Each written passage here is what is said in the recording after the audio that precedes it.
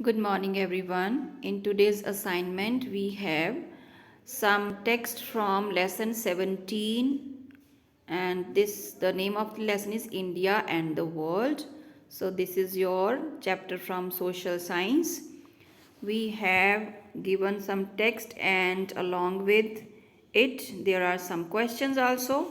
ਅਸੀਂ questions ਨੂੰ read ਕਰਨਾ ਹੈ ਔਰ ਜੋ ਉੱਪਰ ਟੈਕਸਟ ਦਿੱਤੀ ਹੈ ਜੋ ਪੈਰਾ ਹੈ ਇਹਦੇ ਵਿੱਚੋਂ ਇਹਨਾਂ ਦੇ ਕੁਐਸਚਨਸ ਅਸੀਂ ਫਾਈਂਡ ਆਊਟ ਕਰਾਂਗੇ first of all let us read the questions according to archaeological excavations which countries had trade relationships with India after Alexander's invasion which countries were India's relations further enhanced with which Indian goods were in great demand in Greece and Rome so ਇਹਨੂੰ ਆਪਾਂ text ਨੂੰ read ਕਰਾਂਗੇ ਹੁਣ India had contact with the outside world from the very beginning. There are archaeological excavations showing that the people of the Indus Valley civilization had trade relations with Mesopotamia, Egypt, and other countries. So, this is the answer to the first questions. There are archaeological excavations. I think ਤੁਸੀਂ ਇੱਥੋਂ start ਕਰੋ question ਤੋਂ ਹੀ start ਕਰਨਾ ਚਾਹੀਦਾ ਸਾਨੂੰ ਇੱਥੋਂ ਤੁਹਾਨੂੰ start ਨਹੀਂ ਕਰਨਾ ਚਾਹੀਦਾ ਤੁਸੀਂ ਲਿਖੋਗੇ ਅਕੋਰਡਿੰਗ ਟੂ ਆਰਕੀਓਲੋਜੀਕਲ ਐਕਸਕੇਵੇਸ਼ਨਸ ਇਹ ਲਾਈਨ ਤੁਸੀਂ ਆਨਸਰ 'ਚ ਸ਼ੁਰੂਆਤ 'ਚ ਲਿਖੋਗੇ according to archaeological excavations the people of the Indus Valley civilisation had trade relations with Mesopotamia Egypt and other countries ਬਸ ਇੱਥੋਂ ਤੁਸੀਂ ਇਹ 4 ਵਰਡਸ ਐਡ ਕਰਨੇ ਹੈ ਫਿਰ ਦ ਪੀਪਲ ਤੋਂ ਸਟਾਰਟ ਕਰਕੇ ਅਦਰ ਕੰਟਰੀਜ਼ ਤੱਕ ਤੁਸੀਂ ਇਹਨੂੰ ਖਤਮ ਕਰ ਦੇਣਾ ਹੈ this is the answer to your first question Second question says, after Alexander's invasion, which countries were India's relations further enhanced with? Alexander the invasion ਤੋਂ ਬਾਅਦ ਦੀ ਗੱਲ ਹੋ ਰਹੀ ਹੈ ਸੋ ਦੇਖੀਏ ਆਪਾਂ ਇਹਨੂੰ contacts with Europe developed further after the invasion of Alexander in the 4th century BC. ਸੋ ਕਿਹਦੇ ਨਾਲ ਸਾਡੇ ਰਿਲੇਸ਼ਨਸ ਫਰਦਰ ਇਨਹਾਂਸ ਹੋਏ ਵਧੇ ਯੂਰਪ ਦੇ ਨਾਲ ਸੋ ਸਾਡਾ ਜਿਹੜਾ ਆਨਸਰ ਆਏਗਾ ਸੈਕਿੰਡ ਕੁਐਸਚਨ ਦਾ ਇੱਥੋਂ ਸ਼ੁਰੂ ਕਰਨਾ ਤੁਸੀਂ contacts with Europe developed further after the invasion of Alexander in the 4th century BC ਇੱਥੋਂ ਤੁਸੀਂ ਫਿਨਿਸ਼ ਕਰ ਦੇਣਾ ਸੈਕਿੰਡ ਦਾ ਆਨਸਰ ਹੈ next is which Indian goods were in great demand in Greece and Rome Greece and Rome ਦੇ ਬਾਰੇ ਪੁੱਛ ਰਹੇ ਨੇ ਜਿਨ੍ਹਾਂ ਦੀ ਜ਼ਿਆਦਾ ਡਿਮਾਂਡ ਸੀ ਤੁਸੀਂ ਆਨਸਰ ਸ਼ੁਰੂ ਕਰੋਗੇ ਕਿ ਇੱਥੋਂ ਸ਼ੁਰੂ ਆਪਾਂ ਕਰ ਲੈਂਦੇ ਹਾਂ ਦ ਗੁੱਡਸ ਲਾਈਕ ਇੱਥੋਂ ਸ਼ੁਰੂ ਕਰਨਾ ਤੁਸੀਂ ਇੰਡੀਅਨ ਲਕਸ਼ਰੀ ਗੁੱਡਸ ਇੱਥੋਂ ਸਟਾਰਟ ਕਰੋਗੇ Indian luxury goods like fine clothes jewellery inlaid work precious stones perfumes muslin ivory goods and spices were in great demand in Western countries, especially in Greece and the Roman Empire.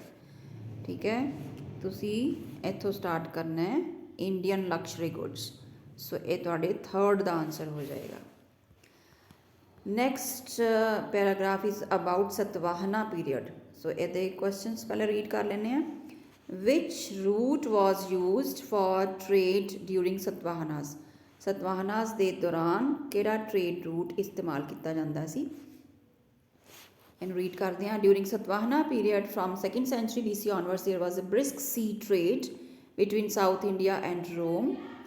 There were several important ports and harbours along the sea coast of India.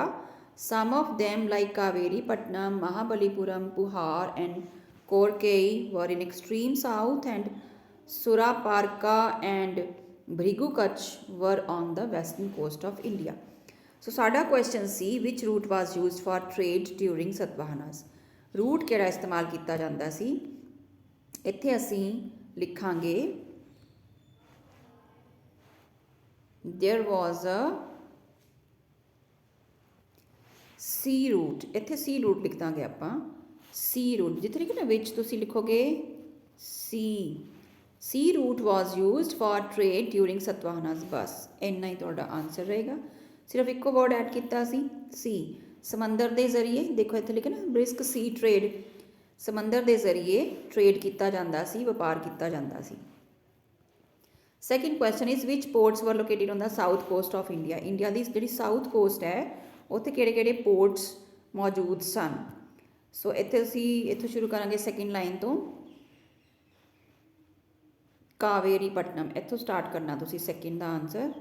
Number 2 ਕਾਵੇਰੀਪਟਨਮ, Mahabalipuram, ਪੁਹਾਰ, ਕੋਰਕਈ ਵਰ located. ਫਿਰ ਇੱਥੋਂ start ਹੋ ਜਾਣਾ, ਵਰ ਤੋਂ ਬਾਅਦ ਤੁਸੀਂ ਲਿਖਣਾ located on the south coast of India. ठीक है, Kaveripattinam, Mahabalipuram, पुहार and Korkai were located on the south coast of India. Third, which countries were the land route passing through for trade in North India?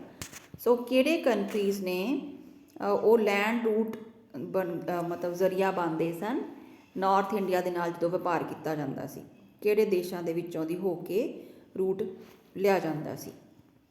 ਸੋ ਇਹਨੂੰ ਆਪਾਂ ਦੇਖਦੇ ਹਾਂ ਅੱਗੇ।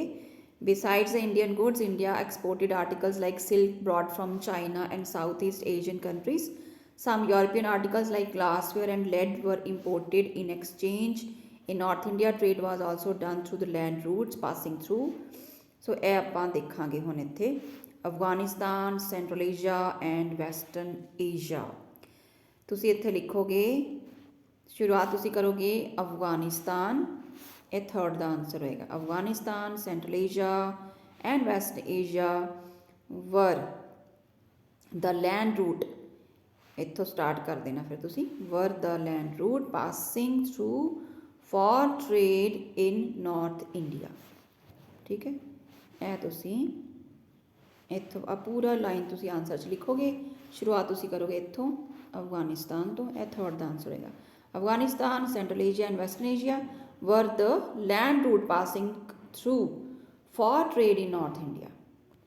So that's all for your today's assignment. ਬੱਚੇ ਤੁਸੀਂ question answer right ਕਰਨੇ ਹੈ, paragraph ਨਹੀਂ ਬਿਲਕੁਲ ਰਾਈਟ ਕਰਨੇ ਕਾਪੀ ਤੇ, ਸਿਰਫ ਕੁਐਸਚਨ ਆਨਸਰਸ ਹੀ ਤੁਸੀਂ ਰਾਈਟ ਕਰੋਗੇ। Thank you so much.